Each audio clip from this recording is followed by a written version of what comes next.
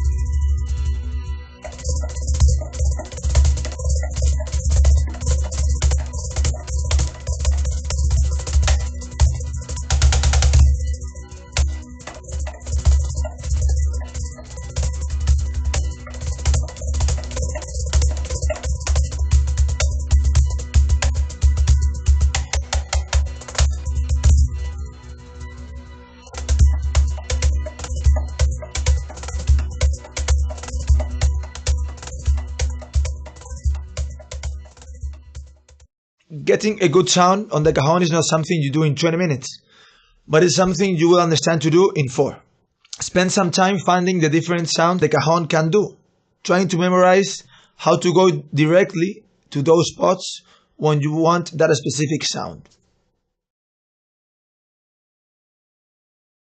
Unlike other popular percussion instruments with rounded heads like darbuka or djembe, etc., in the cajon you don't get the lowest and thickest possible note playing in the center of the surface, but somewhere much closer to the top, around here. The correct hand position to get the best low note of the cajon is touching the head with all the surface of your hand, but placing the pressure in the palm.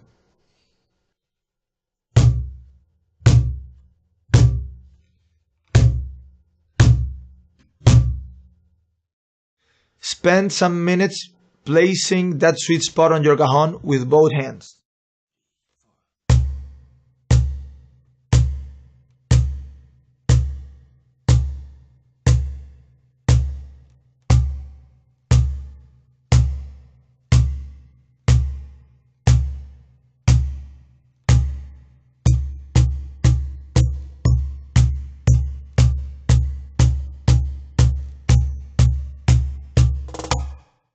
A good bass note can be achieved also with the front part of your hand, but we will see that in advanced sound techniques. High notes are found playing close to the edges of the head.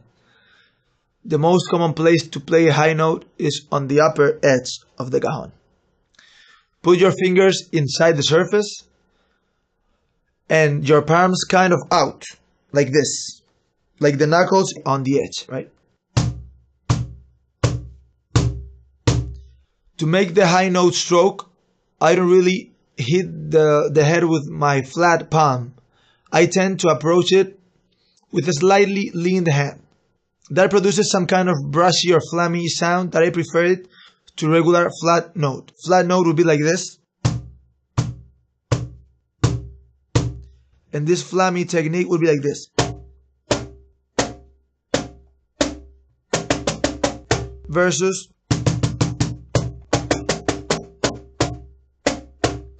okay.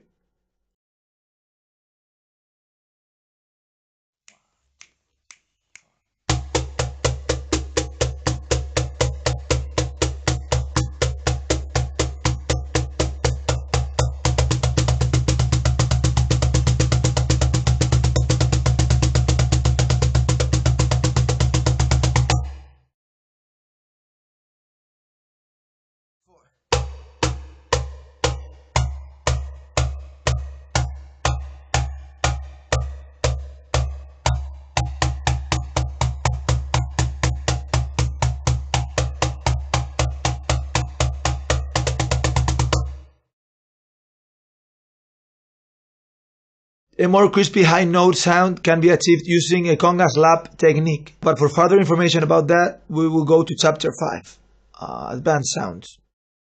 Spend some good time getting nice bass and high sounds out of the cajon, separately, without putting them together yet in a pattern.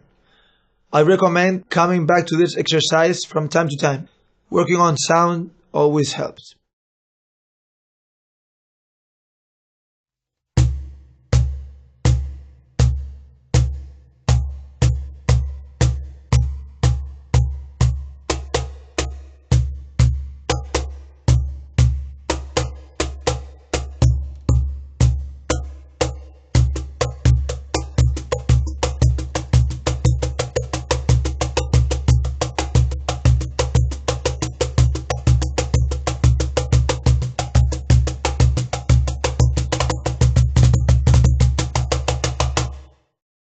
Once you master these two sounds with both hands, let's move forward. Play any subdivision you feel like and alternate high and bass notes with both hands.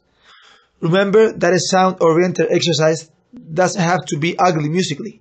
In fact, our last goal as musicians is to put all the different aspects of playing, sound, technique, groove, time, styles, etc., to make something beautiful. So let's get used to have beauty in mind all the time, even when exercising very physical oriented routines like this one.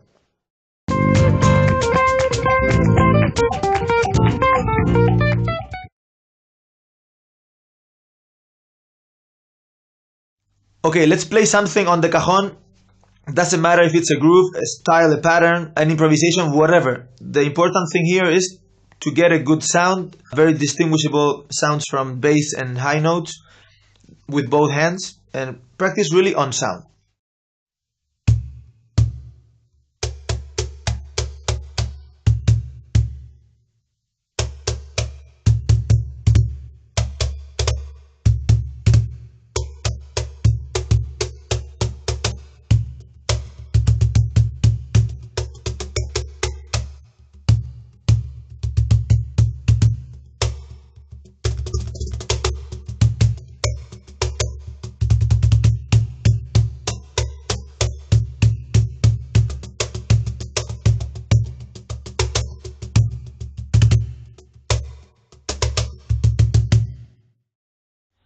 The next exercise is a transition between an exercise of purely work on your technique to make good sounds and something more musical and more stylistic. So let's see a few patterns where we already start putting some groove into an exercise that it's focused still on getting good sounds on the cajon. And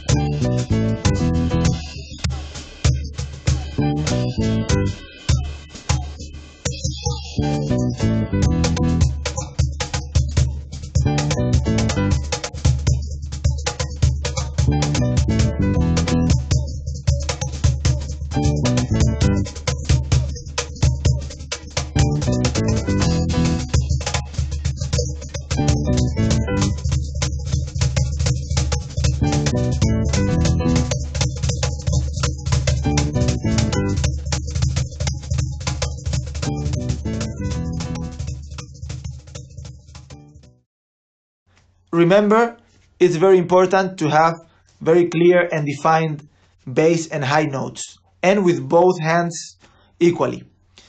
And you can work on that without a specific groove, just putting your hands and being very aware that both hands sound the same, and also work on that variable of high note, which is the leaned hand stroke, okay?